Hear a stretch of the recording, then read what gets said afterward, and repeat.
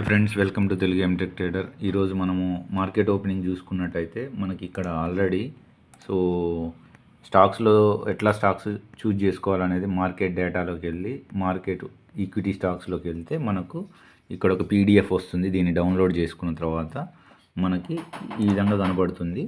So నేను already మొన్నటి వీడియోలో కూడా చెప్పాను. సో ఇక్కడ నిఫ్టీ ఏంటంటే ఓపెనింగ్ ఈజ్ ఈక్వల్ టు లో ఉంది. సో అంటే మార్కెట్ బుల్లిష్ అనేది ఉంది. సో నేను ఇక్కడ ఈ లాజిక్ తోటి నేను చిన్న ట్రేడ్ చేశాను. సో అది చిన్న ప్రాఫిట్ అయితే వచ్చింది ఉంది. సో ఇక్కడ చూసుకుంటే మనకి సో ఫ్రెండ్స్, ఇది open equal to low, open equal to high స్ట్రాటజీని ప్రతిరోజు రాదు మనకు.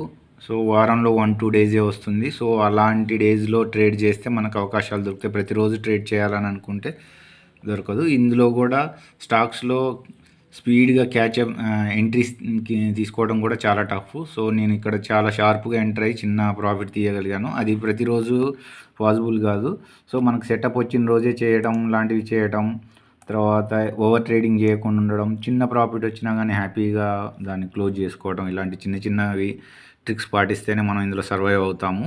లేకపోతే మనం రెగ్యులర్గా లాసెస్లోనే ఉంటాము. ప్రాఫిట్స్ వచ్చినా కానీ మనం మళ్ళీ లాస్లోకి వెళ్ళిపోతాం. ఎందుకంటే ప్రతిరోజు మనకు ప్రాఫిట్స్ ఇవ్వకపోవచ్చు.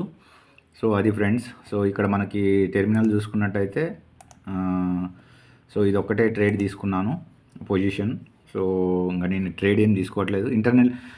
ఇంట్రాడే ట్రేడ్స్ తీసుకుందాం అనుకున్నా కానీ అన్నీ మనకు ఆల్రెడీ క్యాచప్ ఆల్రెడీ చాలా షార్ప్గా ఎంటర్ అవ్వాలి. ఇంకా కొద్దిగా డిస్కౌంట్కి వస్తే ఎంటర్ అవుదాం అనుకున్నాను కానీ సో ఆ డిస్కౌంట్ ప్రైస్కి ఇంకా రాలేదు. అవి షార్ప్గా పైకి వెళ్ళిపోతున్నాయి. సో అందులో ఇంకా వేరే పని ఉండడం వల్ల సో ఈరోజు ట్రేడ్ ఇంతటితో క్లోజ్ చేస్తున్నా. ఓకే ఫ్రెండ్స్, మళ్ళీ నెక్స్ట్ వీడియోలో మళ్ళీ కలుసుకుందాం. అంతవరకు సెలవు.